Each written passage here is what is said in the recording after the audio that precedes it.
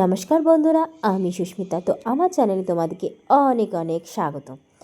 বাবার বাড়ি আসলে যেটা হয় আর কি, ঘুম থেকে ওঠার ঠিক নেই, খাওয়ার কোনো ঠিক নেই, চানের ঠিক নেই, মানে অনিয়ম কাকে বলে সেই অনিয়মটা আমি করছি।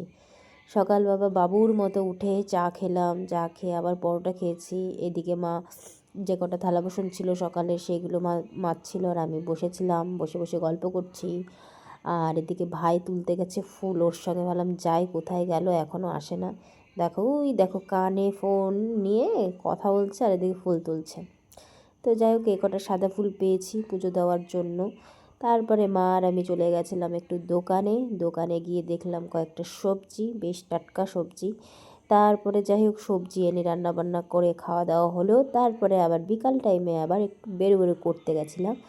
তো যাই হোক একটু পোজ পাস দিচ্ছি আয়নার সামনে, কী আর বলি, আমার তো কাজই শুধু ফোনের পোজ পাস দেওয়া, কিছু করার নেই।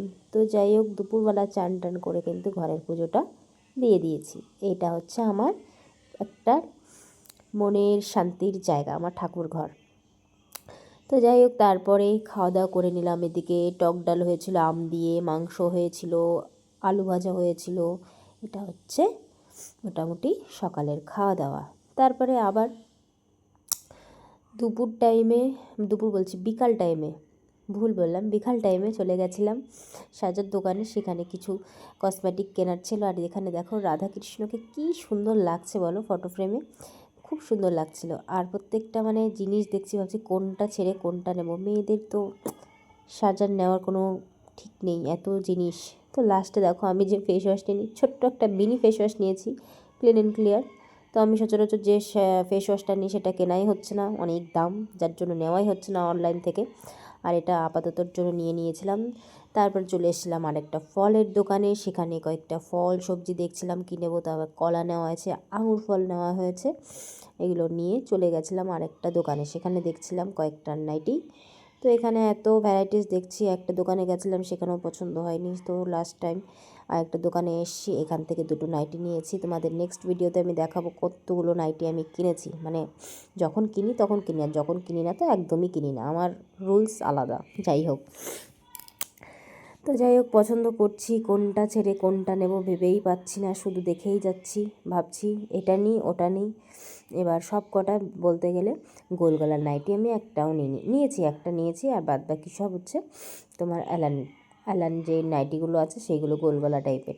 তো যাই হোক নাইটি দেখার পর তারপরে আমরা বাড়ি চলে এসেছি, নিয়ে এসেছিলাম কয়েকটা মাছ। তো ভাবলাম রাত্রেবেলা কী রান্না করব, তা মাছ নিয়ে এসেছিলো মা, বাটা মাছ তো ভালো লাগে খেতে। তো মা বললো কীভাবে খাবি, তো তুমি যেভাবে রান্না করবো তাতেই আমার কোনো চাপ নেই, খাওয়াই আমি প্রস্তাদ। যেহেতু মানে মা যেটা রান্না করবে সেটাই যেন একদম অমৃত লাগে। নিজের হাতে রান্না আর খেতে খেতে একদম অধৈর্য ধরে গেছে, ভালো লাগে না। তাই মাকে বলি তুমি রান্না করবা, আমি বাদবাকি ঘরের কাজ করে দেবো। তো যাই হোক মা এদিকে মাছ কাটছিল আর মার সঙ্গে গল্প করছি। তারপরে মা তো মাছ কাটতে রয়েছে, টাইম লাগছে ভীষণ, যেহেতু ছাই থাকলে কি মাছটা তাড়াতাড়ি কাটা হয়ে যায়। তো এদিকে কিন্তু মার মাছ কাটা হয়ে গেছে, তারপর বাছতে বসে গেছে হচ্ছে পাট শাক। এই বছরের প্রথম খাচ্ছি পাট শাক, আগের বছর খেয়েছিলাম আমাদের জমির থেকে। পাট শাকগুলো মা বাছছে, তারপরে কিন্তু মা মাছ কেটে লবণ হলুদ মাখিয়ে রেখেছে মাছে। তা মা বলল তাহলে আমি পাট শাক দিয়ে মাছ করব, মাছ ভাজা আর একটু পেঁয়াজ ভাজা, ভালো লাগে কিন্তু খেতে।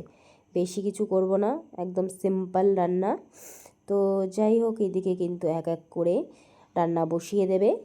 তো এদিকে প্রথম শাকটা ধুয়ে নিচ্ছি, পাট শাকটা মা ধোয়াটি নিয়েছিল। আমি মাকে বলছিলাম এত শাক নেওয়ার কী দরকার আছে। পরে যখন দেখলাম পাট শাক রান্না করে অল্প একটু হয়ে গেছে, ভাগ্যিস আমি দুয়াটি নিয়েছি না, মানে দুয়াটি মা নিয়েছে, আমি বলতে যাচ্ছিলাম এক আটি নাও, এক কাটি তো হয়ে যাবে, ভাগ্যিস, নালে আমাকেও সেই বকন দিত আমার মা। এবার আমি একটু বেশি বকি, তো কী করবো বলো, বক বক বেশি করি আমি, এর জন্য বকা খাই আমি ভীষণ। তো যাই হোক এদিকে কিন্তু মা রসুন পোড়া দিয়ে, মানে রসুন দিয়ে তোমার পাট শাকটা করেছিল, দারুণ লাগে খেতে, ভীষণ স্বাদ। তারপরে আমরা খেতে বসে পড়েছি, আবারও খিদে পেয়ে গেছে। তো এদিকে প্রথমে খেয়েছিলাম হচ্ছে রসুন পেঁয়াজ ভাজা দিয়ে আর মাছ ভাজা দিয়ে, আর শেষে খেয়েছিলাম পাট শাক। তো চলো বন্ধুরা, ভিডিওটা এই পর্যন্তই শেষ করছি। ভালো থেকো সবাই।